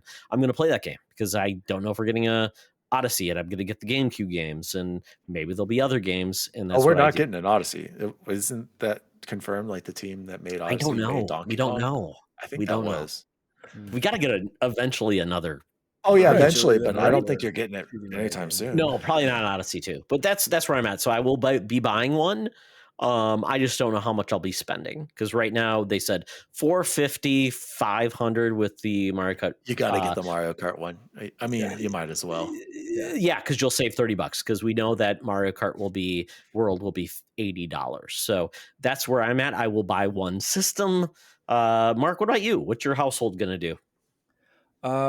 Before the price announcement, we were gung-ho, ready to go. My wife was going to sell her OLED. I was going to give mine just straight out to my son. And we were thinking about buying 2 because my wife loves her Switch. But now with the price given and kind of the what's the current Canadian price after you saw it? $629 with the bundle. Which if you do a straight conversion of US to Canadian dollars, we're actually saving, I think, 30 to 40, maybe even $50 if you did a straight so conversion. You'd be like at 470 US. Yeah, it's something like, I think a straight conversion of like, because we're at 500 US with the bundle. Yeah. His is here it is. I got it right now. $639 Canadian dollars is $458 US dollars. Oh, so the bundle, he's actually getting the bundle for free for $40 cheaper. For free. Yeah. Man, Dang, can't dang wait. it, Trump with those tariffs. That's crazy. So I can't so, complain yeah. too much. The sticker shock is, severe. It's the most expensive Nintendo console ever made. But when I do that Yes. conversion, I feel a little bit better about that sticker shock, even though, like I wish the dollar was equal and blah, blah, blah. And it was, less money. So I still have intent to buy one at least, mainly because my son's freaking out over more levels of his favorite game ever, which is Kirby and the Forgotten Kingdom. Oh, yeah. He saw that trailer. We watched it again today. And he's nonstop talking about this new Star World and new powers and he loves the look of Mario Kart. He's already like talking about like, Dad, I can drive anywhere. I can go. We can explore together and we can drive across this. So he's super excited over those couple of games. Donkey Kong looks amazing. Being able to play GameCube, especially the two games that they showed off at the start, Wind Waker, my favorite Zelda game. And I put a ridiculous amount of time into Soul Calibur 2 on GameCube. Love that with game. Link. With Link. With Link. I still have my Yes. copy. It's upstairs. Actually in my son's room. I have like a little GameCube section on a shelf there because it didn't go anywhere else. So I'm pumped for the stuff that we're getting in that launch window. Do I need to get it right away? Absolutely not. If Nintendo doesn't email me that that intent to purchase thing, if I'm not one of the lucky people or my number's not picked right away, if I don't get a pre-order, it's not going to be the end of the world. Just based on the sticker shock and the launch games and this and that. Like if I wait for the holidays, if I wait for early next year or pick one up when I can get one, cool. Still have a couple of Switches in the house, still have plenty to play, still have Xbox Game Pass. I'm happy. But I don't, Nintendo doesn't usually drop the price of consoles. We've seen that with the 3DS Ambassador program, but I think the price is the price. I think if there's enough kickback, maybe the price of games could come down. But if I'm getting the bundle, I'm getting Mario Kart with it anyway. So I'm not super concerned with that. So like if I buy it right away, or if I buy it in 6 months, I don't think there's going to be a massive price difference of anything or any other incentive to wait. So I might as well get it at launch if I can, and kind of hope for the best there. Otherwise, it's like you pick it up when you can pick it up, I guess. But I have a very, very excited kid, almost turning 5, who's just losing his mind over Mario Kart and Kirby. So You're so damned. You're so screwed. Children will make you insane. My son is like, do whatever, Dad. And he knows, that's fine. He's 19 years old. He knows that when I get the Switch 2, he can play it on the TV. I don't want him to play it in handheld. It's too big. But he also knows that the Switch, my Switch, is going to be his completely. Yes. And he loves that idea. He's very excited about that. We talked about it today. We talked about You'll never see your son again, Mark. No, we talked about, playing the Switch 2 together. That's, Dad's new expensive console. You can't really take it places because he's dinged up my Switch OLED a little bit. He's pretty careful with it, but he's 4, so, drops happen. But yeah, so we've had those discussions. So if I can get it, he's excited. I'm excited. Everyone's happy. And yeah, that's kind of where I'm at. It's going to be interesting because I just sold my, you'll love this, guys. I got a Launch Pro controller. I sold that for $35 just yesterday. Wow. My Pro controller, which I don't even know it connects anymore. The guy wanted it. So I'm like, the Nintendo stuff keeps their price. So I have a lot of the old games. I'm like, am I going to play Mario Kart 8 now? I don't know. Am I gonna? I've got an actual physical copy. I've got a bunch of physical copies. So I don't know. That leads us into some interesting conversations because I've been trying to sell lots of accessories that quite honestly GameStop won't take, things won't take. I don't know. Yeah. I can add on to that. So I've got all these physical games, right? Mm-hmm. We've already lost Yoshi's Crafted World once already. Thanks, Grayson, Oh for that boy. one. Yes. I'm wondering, Todd, if I should just trade all these and start buying these digitally, because at least think with so. digitally, I could do the stupid digital cart thing and share that with Grayson if he ever wants to play it. And Dan, do you have a Costco membership? I do. Of course. Costco often has deals On their cards. their game It's already cards. like $10 Those less. cards. Yeah. So I think when I signed up for like the the vouchers, so I got a deal on Costco. It was blah blah blah, $80. So I got $100 worth of Nintendo money for $80. Yep. I bought the voucher, so I got games that way. So I think vouchers are still available. So I would definitely do that. Trade them in, put that money towards like the Nintendo cards, and then do it that way, because kids lose shit. My son, holy crap. I had to put like one of those like trackers in my case with all the games. Yeah. And like I was going to, I'm like, Logan, do you have like, and this is even college. Logan, do you have my Metroid Prime HD cart? I don't know. Maybe. I don't know. Yeah. He's a college student. So yeah, kids will lose shit, and they'll swallow cards, or they'll lick them, and then they'll throw them in the garbage or flush them down the toilet, Dan. That's what they do. Yeah. So go digital if you don't want to lose it. And it sounds like because of the new system, you'll be able to like loan them to people within your family, no problem. Very easily. No foul. So that'd be The only problem is like the Switch memory. Well, actually, he's got a memory card. What am I talking about? And the new one has 256. The old Never. Switch is I should fine. switch. Yeah, The new I should Switch, obviously, you'll get there. So let's go to the next there. So some of the things that are challenging is the game. I love this, Mark, because we love the Wavebird. We love the GameCube controller. Apparently, the GameCube controller that's coming to NSO on Switch 2 does not work with Switch 2 games. Despite it having all the buttons, can do everything, That is it does not work with those games. So you have That to is get the good. new one, right? There's the new one that they advertise. Yeah, it's going to have all the buttons. It's going to have the chat button. Is this stupid going to thing. work on my Switch too? Yeah, Apparently, they're doing new NES. NES controllers for the Switch 2. Yes. Yes, I have that too, Dan. I have it too. I don't know. It should work. So 64 nostalgic. as well. I think they all work. Okay. Yeah, they should work. It's just weird that the new GameCube controller, which has all the buttons it would need, apparently does not work with Switch 2 games or any Switch games. It's only for the NSO. It's only for the NSO, which is strange. Yeah, which is weird. Yeah, because I think like the NES controller works for other things, right? Like you could I play think so. New Super Mario. I'm going to Maybe? test that. I'm going Okay. to test that. Let us know, Mark. But Yeah. it's just weird. We don't know how much that's going to cost, but we know you need to have an NSO subscription. And I think you need to have like a Switch.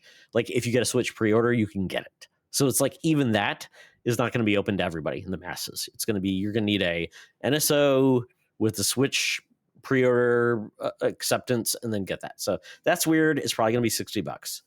So the other part is I can confirm that the NES, Super Nintendo, N64, and Genesis control pads will all work with the Switch 2, but every single one of those has an asterisk next to it that says works with compatible games. So I'm guessing they are cutting support to make it online for NSO. Yeah, makes sense. Yeah. So that leads us into the next part is Breath of the Wild Switch 2 edition doesn't include the DLC. This makes it a $90 game. So the $80 game that you're getting, which would include like the extra editions, doesn't include the DLC that came with Breath of the Wild. So now it's a $90 game. Do we have a pricing on how to do the upgrade yet or no? We heard it's $10 for each like upgrade. So if you own the game on Switch 1, it'll be a $10 upgrade to get like the extra resolution, extra frame rate. Plus on Breath of the Wild, I believe you get the ability to upgrade your weapons, control your weapons, and do some other things, which I don't remember. Or something like that. And then I think QR code repairs. sharing. Yeah. Fast build in Tears of the Kingdom. Yeah, Tears of the Kingdom is also $80 for this Nintendo Switch edition, but if you own it, it's $10 to upgrade it. So this is not a free upgrade like on Xbox where it automatically upgrades your games for 4K. Just $10 to upgrade it, or It's No there's smart a delivery separate- with Nintendo cartridges. No, Game there's a on separate carts. purchase you can make if you're new to the party and you want to buy a box edition, or probably get it from the Nintendo eShop if you don't already own it. So the one caveat I will add to this part of the conversation is Nintendo Switch Online is still stupidly cheap. It is Especially for if you can one find- person. Well, if Not if you Nintendo go on Switch a Online family, and then you this got to is do the the expansion pack, expansions. right? Exactly. You have to get the Yeah. expansion pack, and that does make it more pricey. It's $50 per person, $80 for a family. Yeah, so if you can find a full family and split the cost like I do. So like I have, my Switch, my wife, my brother, his fiance, and I think one of my nephews or something like that. However many people, I've filled it completely. So we all folks, share the I'm just putting cost. this out there. It was Craigslist. I have 4 open Yeah, members in my absolutely. Yeah. family. If you want to Share it join in me, Discord. I mean, it's so Yeah, weird. share it in Discord. Do what I mean, like, and the Breath of the Wild.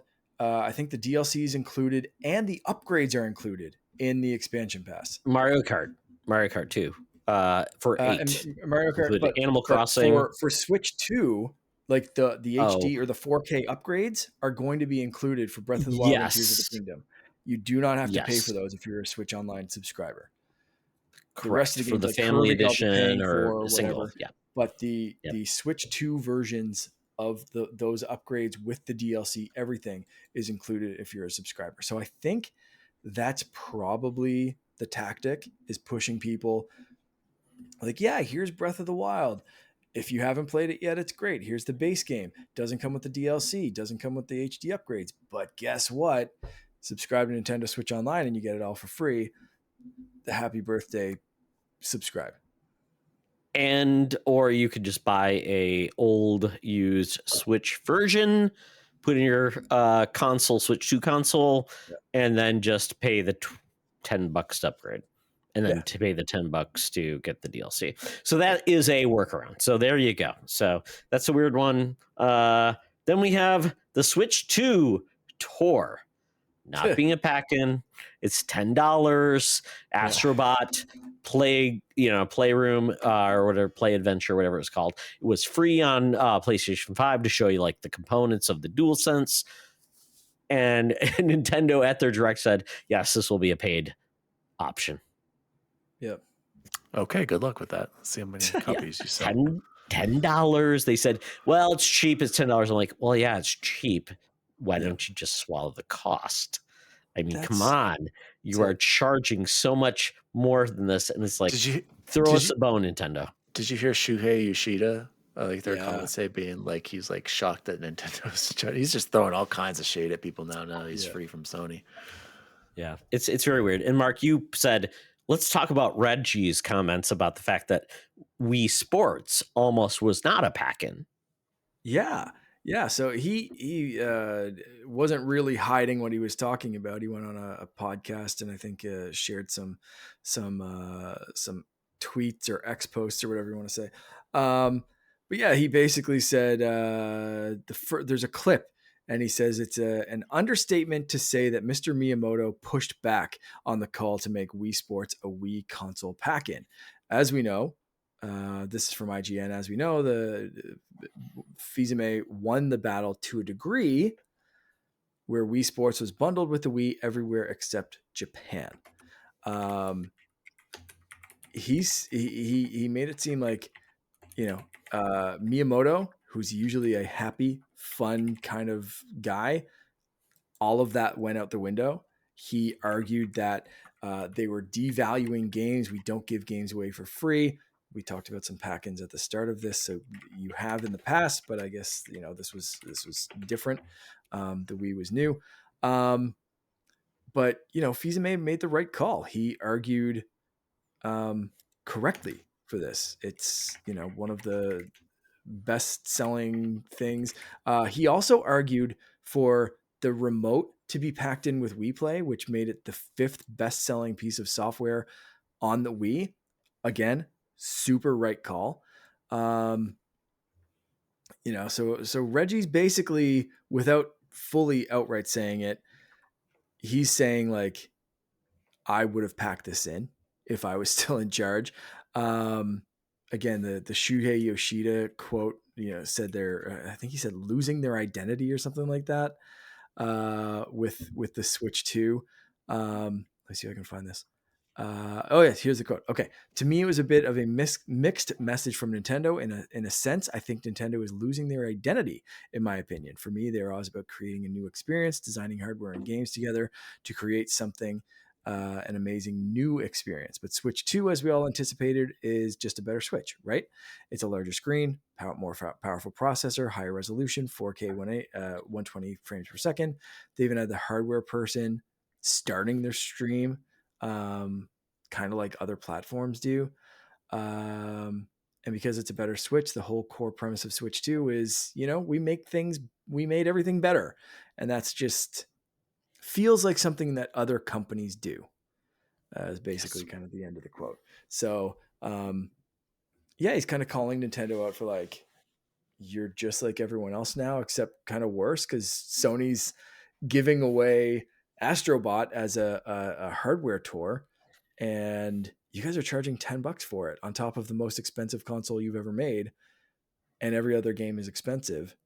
So it does kind of feel like Nintendo's losing a bit of their soul, identity, funness kind of thing. And Mark, I was just going to say, like Reggie said he fought for Wii Sports to be a pack-in. I can actually kind of see the argument that Wii Sports should have maybe been a sold game. Like it's a pretty, like you said, it had its moment, and like it was a very popular game that would have sold software for Nintendo, like just on how good it was. But yeah, go ahead. Hindsight, yes.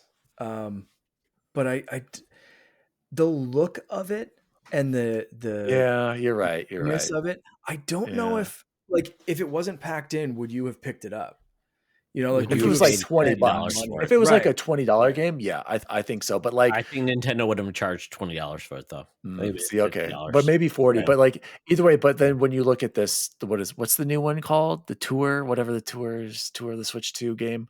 Switch 2 Tour, yeah. There's nothing that I've very seen. limited gameplay. It's exactly there's nothing that they've shown where it's like we're gonna buy this. Whereas Astro, at least you could see, I would pay for this, and Wii Sports absolutely would pay for this.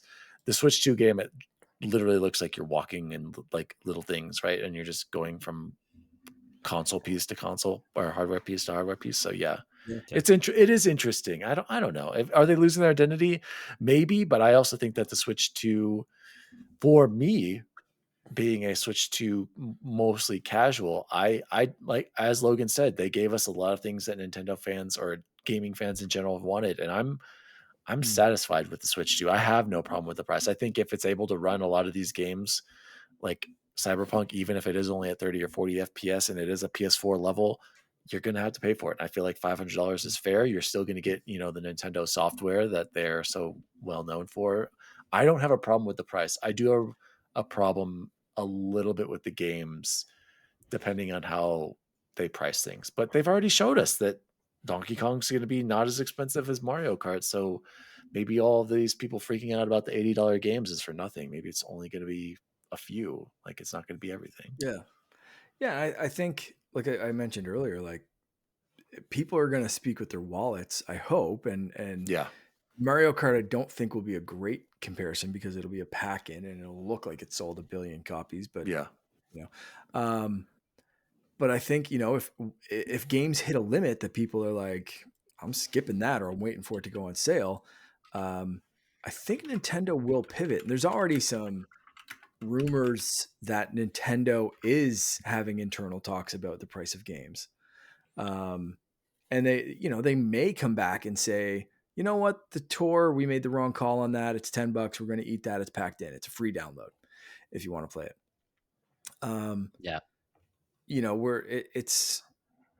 It hasn't launched yet, and until it launches and until things are kind of really set in stone, they didn't announce any prices. They did say it was going to be paid for the thing, but I think IGN was the one that confirmed. I think it's $10, right? But like to your point on the price, like I've looked at some different retro handheld, like the Retroid Pocket 2 is just launching. That's I'll say cheap, relatively cheap, toy Android handheld emulator that can emulate it well, maybe up to GameCube. Could probably push some like Wii stuff, but probably struggle on anything harder than that. That thing's like 230 US. And that's like a, Android thing. It's not running like a powerful chipset. It's not doing 4K. It's not, so yeah, we're kind of paying for the quality here for sure. It's going to be an interesting value point because if this is what the Switch 2 is launching at, how do you get the lower priced option for families? Like Finn, like what is the value area? So it's no longer a $200 Switch Lite. It's a $350 Switch Lite. That is not cheap. That's not an impulse purchase. That's the problem. Todd, I have a product for you. It's called the Xbox Series S. And Xbox, absolutely, that's absolutely what now it is the value. You take it around. No joke. Xbox is now your value console, hands down, for $300 or less, and then you get Game Pass. Except you need a TV, Dan. That's the problem. True, but most people have TVs. To a kid for $200. Yeah, I'm just saying you're right. Handheld wise, Doug Bowser also said we have a product for you. It's the Switch exactly. One. That's a good transit. But I do feel like there's a value equation that Nintendo's always been like. Well, it's not the value anymore. Exactly. That's the problem. The games are too expensive. So are you going to buy? And I always think of like, Animal Crossing. You can get Animal Crossing for $200 plus $60 for the game. Now it's going to be $450 plus an $80 game. So you're telling people that are going to be casuals to say you need $530 just to make an Animal Crossing island. That is a Nintendo problem that they just don't understand how to do because it's never been in that price point before. So how do they make a value equation? I don't know. And so this is where they are pricing out a lot of people where they have said that's where we can approach them. Because remember when the 3DS became the 2DS, the wedge for $75. Yep. Now Nintendo is just not. The wedge. I forgot about that thing. The wedge for whatever, and they showed people. So it didn't include 3D. So that's where I really like. I don't think Nintendo will be able to go beyond the Switch from a install base, but they'll make probably a lot more money because they're just not going to make it a value process. So like Mark and I think about like if you have 2 Switches in your household, and if Finn wants to play Mario Kart World and you do too, you're into 2 $80 games, 2 systems. That's $1,000 in today's marketplace. That is not affordable for any like 90% of families. So that's where I feel like Nintendo may be getting in a spot where they're getting cocky and greedy. And this isn't the same Nintendo that was Satoru Iwata. This isn't Reggie. This is a Nintendo that feels like the guys that made Love Hotels. So I don't know if Nintendo is infallible, and they could fail, and they could be the cocky game manufacturer like Sony and Xbox where they failed. So we'll see where this goes. But the last thing was Doug Bowser made comments. He said, we understand the Switch 2 may be very expensive, but we have a family of Switch consoles for you. This is Don Matrix Playbook. He said, we have a Switch Lite for you. We have an Xbox 360 for you.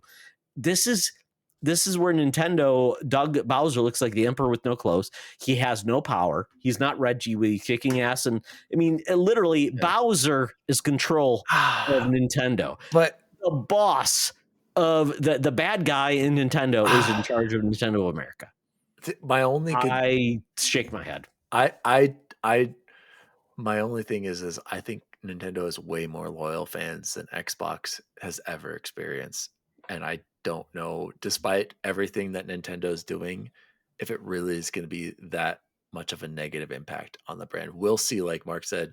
I don't know. When this releases, how is it selling? And throughout the rest of the year. I mean, if it keeps up just a decent pace, then Nintendo is just Nintendo. They might just be I just don't know if people have it in their budget. People will do anything for them. I don't know if people have it in budget. I mean, when people we see we see the costs of people what they're having to pay, and we now hear it's like $7,200 in the U.S. that the tariffs will actually add to their value, their year-end expenses. That's a challenge. Yeah, I think people who want it are going to buy it regardless. I think the price. I think it will sell out year one. I worry about year 2, year 3, year 4, and beyond, because it will price out consumers. I agree, but at the same time, that might not be such a bad thing because people will just buy Switches, and maybe the Switch will end up being the number one selling console of all time because of these I'm prices. curious how long will the Switch will sell. Like PlayStation always better in like the 10-year life cycle. The Switch maybe go there, and it's like we'll see. But then they don't sell the software because those games can't run on the new systems, and then Nintendo's not making $80 on because they're renowned for making Mario Kart 8 Deluxe. That is the game that has to be the most profitable game in history because essentially made it on the Wii U, added more tracks, and how many copies did they sell? So I worry that they're not going to have those evergreen titles that can do it anymore. They can't just port Wii U titles anymore. I think they make it for cheap. Just fine. I think they're going to be fine. But they're going to be they're much better because they have Hollywood, they have other things to balance, so they're not so tied into if our console fails, they have IP. And that's where they succeed.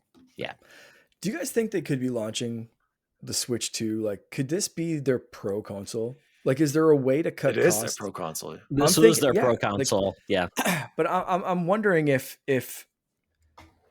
Nintendo Switch 2 Lite could be like the next iteration of this. We're thinking like there's no way of taking this cost down, but is there a way to do a 1080p screen that's not 120 frames a second, 60 hertz, just no Joy-Cons, can play the same kind of thing? I would actually rather prefer that one, to be honest. Right. Are they gonna do it for $200 though, Mark? No. That's the weird part. At best, it'll be $350, and $350. That's a great handheld right there. It's a lot more expensive than that. $350 is their most expensive console they ever launched, though. Yeah. That's more expensive than the Wii U. But aren't there like numbers where like with inflation, like they're right where they should be? Sure, but that inflation don't matter to people. Yes, who aren't getting more bills money, and they have to choose their food. And they're spending. That's why I'm like, Nintendo has to have a system that's cheap compared to whatever. It can't be, like I said, because right now you could buy. You say that, Todd. Yep. We've seen the PlayStation 5 already go up in price basically everywhere but the United States and Canada, correct? Yeah. Probably you're going to see the Xbox go in price. We already know the next Xbox and PS6 are going to be US, you can buy the Astrobot PS5 for $450 with a disc for $450, which is the same price as the launch. But you can't play Mario Kart or Donkey Kong on a PS5. I agree. And they have the IP. It just becomes like it's a value equation. So I don't know. We'll see where this goes. It's exciting times, am I right, boys? Xbox is doing crazy things. You've got games coming out on PlayStation. You've got a new handheld from Xbox. We don't even know what Xbox games are coming to the Switch too.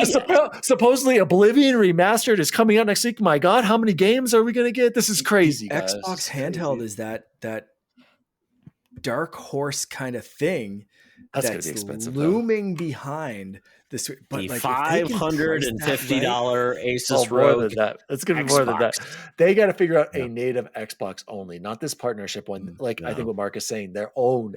And Microsoft needs to take its $3 trillion with the value and make it dirt cheap. No, they're just going to $400. Like, hey, we're going to sell our games everywhere. Keep giving us your money. Yeah, whatever. With apparently Steam involved, so I don't know how that works because then you don't make any money off your games. We'll figure this out, and Dan will be talking about that on a certain game podcast called the Nerdcast. So, Dan, tell people how they can find that Nerdcast. Guys, first of all, thank you for having me. As always, I always have a blast on co-op mode. I don't know if you saw it back there. Can you guys see? You guys are right up there. The secret, you can't see it. It's too small. I see that. I can see it from here. It's up there on, package. It's on my Lego up there, my 1980s Starship that's up there that I spent hours building in and reliving my childhood. Guys, you can find me at DaddyDwally across all social media. You can follow the show at the NerdChat and Xbox podcast still. No, I don't it's a know. PC podcast. Gaming Yeah. podcast. Anyway, we Gaming record podcast. live Thursday nights. Mark, we got to get you on, man. We got to have Yes, you and Mark. Todd come on. Yes. We'll figure it out someday. That'd But be yeah, awesome. thank you so much for having me. Always have a blast. I'll probably get a Switch. And Todd convinced me I'm probably going to have to sell all of those physical cool games back there and just have my digital collection, Switch on cart, game on cart, digital library. But thank you guys. Mark, where can people find you? You can find me online at Canerdian_Jedi on most platforms. I think it's a dot on Blue Sky, but because they don't do the underscores, or hanging out in our Discord group. Fantastic. And you can follow me at Todd Oxtra on the Blue Sky, Secret Friends Unite on the Blue Sky, at Threads, at Toxtra, at Secret Friends Unite, and on our Discord as well. Check out secretfriendsunite.com and our YouTube channel. We would love to have you there. Charlie just posted an amazing interview and a way to raise money for you guys have had some good pancreatic interviews cancer. over there. Yeah, Will Riker, Saw Quark, those. that team, and we're going to have some more amazing interviews on Secret Friends Unite. So check out our Patreon as well at Secret Friends Unite, or patreon.com/Secret Friends Unite. So that is amazing. Oh my God. The reason I do this podcast all these years with Mark and all these awesome guests like Dan is I love talking to gamers. We love to have fun. And that's why we do what we do. And remember, folks, it's always better to game together. Dan. See you online. Mark. Yeah. What? Oh, I was just pointing to you to say something cool. Oh, okay. I don't know. Dan's going to say see you online, Dan. Come on, Mark, say something cool. May the force be with you. And with you. This podcast is part of the Secret Friends Unite podcasting network, available on Apple Podcasts, Spotify, and podcast services around the galaxy, as well as video on our YouTube channel. You can support Secret Friends Unite by becoming a Patreon member, get bonus programs and more over at patreon.com/secretfriendsunite. Join our Discord community for even more discussions on all things geek. For all the latest updates on Secret Friends Unite, make sure to follow us on Threads at secret.friends.unite and visit secretfriendsunite.com. Find our merchandise at TeePublic and Redbubble. Thanks for listening, and may the Force live long and prosper.